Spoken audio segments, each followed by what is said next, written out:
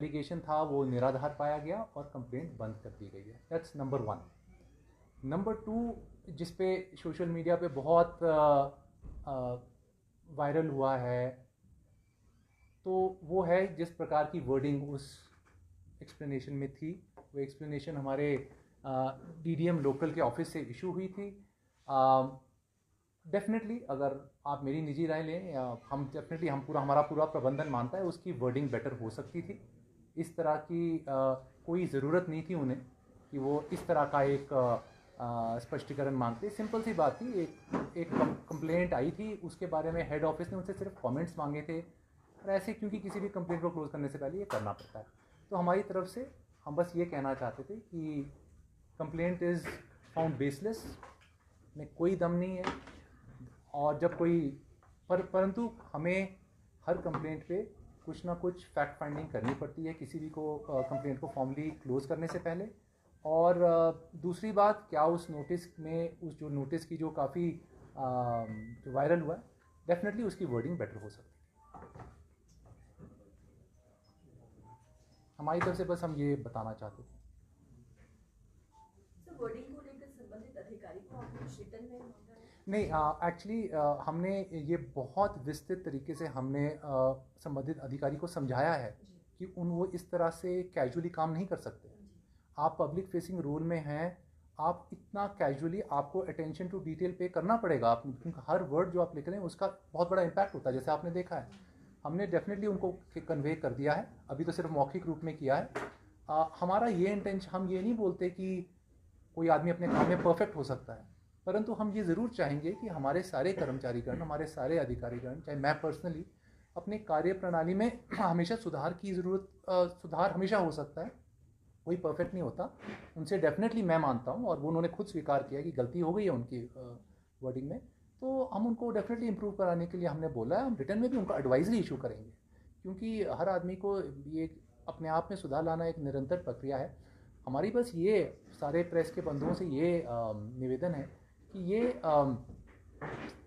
इसको, ये जो मामला है, ये उनसे गलती हुई है, ये उनके लिए भी सीख है, बाकी हम सब लोगों के लिए एक सीख है कि जिस प्रकार की वर्ड्स आप यूज़ करें उस पर थोड़ा ध्यान से करें, बस इतना सा। और सर, जिस तरह राहुल गांधी, ममता बनर्जी और बाकी लोगों के खिलाफ जो ऑडियो चल रहा था, उसकी यहाँ पे आपने इंक्वायरी, आपके अधिकारियों ने, आपने कहा कि मिसकोट हुआ है, लेकिन सवाल ये है कि क्या कांग्रेस की सरकार है इसलिए ये दखलंदाजी? मैं इस पे कमेंट नहीं करूँगा। आई एम एडमिनिस्ट्रेटर, और हम सिर्फ ये बोलेंगे कि बहुत सारी कंप्लेंट्स आती हैं, बहुत सारी कंप्लेंट्स को ऐसे ही, जैसे कि अगर नूरपुर से कंप्लेंट आए या मंडी से कंप्लेंट आए, तो उसकी इंक्वायरी उस पर्टिकुलर यूनिट को जाती है।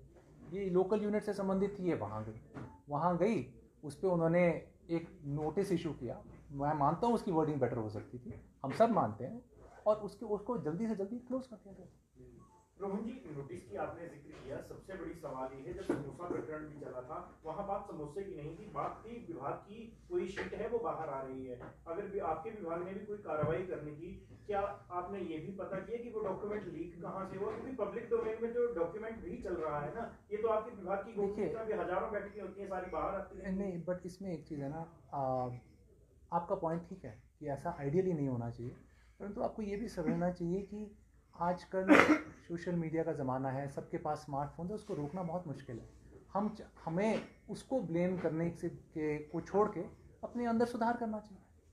सर, जैसे आपने कहा कि आए दिन कंप्लेंट्स आती है, तो क्या हर कंप्लेंट में इस तरीके के नोटिस जारी कर जांच की जाती है, या फिर किसी विशेषता? नहीं, हर कंप्लेंट में जांच, इसको एक्चुअली बोलते हैं तथ्यों का को चेक करना, वो ज़रूर हर कंप्लेंट में होता है, जिसके बेसिस पे एक रिपोर्ट बनती है, हमें आती है, और फिर जहाँ से भी हमें आई होती है, हम उसको आगे प्रेषित करते हैं।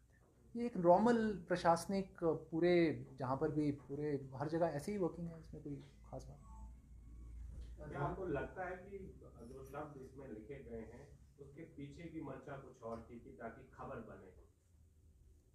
आप कह रहे हैं कि हमारे मैनेजमेंट की ओर से जिसने भी ये शब्द लिखे हैं, मुझे ऐसे लगता है, मुझे इसमें जाहिर सी बात है कि वो किसी डेलिबरेटली वो लिखे गए। नहीं, मैं ऐसा नहीं मानना चाहूँगा। मैं वाकई में मानता हूँ ये उनसे एक बोनाफाइड गलती हुई है। उनको अपने ध्यान पे थोड़ा उनको अपने कार्य में थोड़ा डिटेलिंग करनी चाहिए, थोड़े जिस प्रकार के वर्ड्स यूज़ कर रहे हैं, ड्राफ्टिंग, कम्युनिकेशन एक बहुत इम्पॉर्टेंट चीज़ होती है, स्पेशली जब आप डीडीएम के रोल पे बैठे हुए हैं, एक मैनेजमेंट रोल पे बैठे हुए हैं या किसी भी रोल में। तो डेफिनेटली मैं नहीं मानता कुछ डिलिबरेट था, एटलीस्ट मेरा ये निजी राय है, बट डेफिनेटली उनसे गलती हुई है, ये हमने उनको कन्वे भी किया और वो स्वीकार भी किया उन्होंने। क्या एचआरटीसी की बसेस में किसी तरह की टेप्स या पीडीओ सिस्टम अलाउड है? किस तरह से basic root of the complaint क्या है? रूट कंप्लेंट ये है कि कोई उनको कुछ सुनाई दिया, जो कंप्लेनेंट थे, जो उन्हें ठीक नहीं लगा, जिसके बारे में उन्होंने अपनी डिटेल्स में ये सब लिखा हुआ है। परंतु हमारे बसेस में भी हम नॉर्मली प्ले नहीं करते हैं। हमारी मोस्ट बसेस में तो स्टीरियो होता ही नहीं है, स्टीरियो सिस्टम ही नहीं होता मोस्ट बसेस में। कुछ बसेस में जो लेटेस्ट आई उनमें वो प्रावधान होता है, पर हम उसको सिर्फ इमरजेंसी में यूज़ करते हैं, कम्युनिकेशन पर्पज़ के लिए।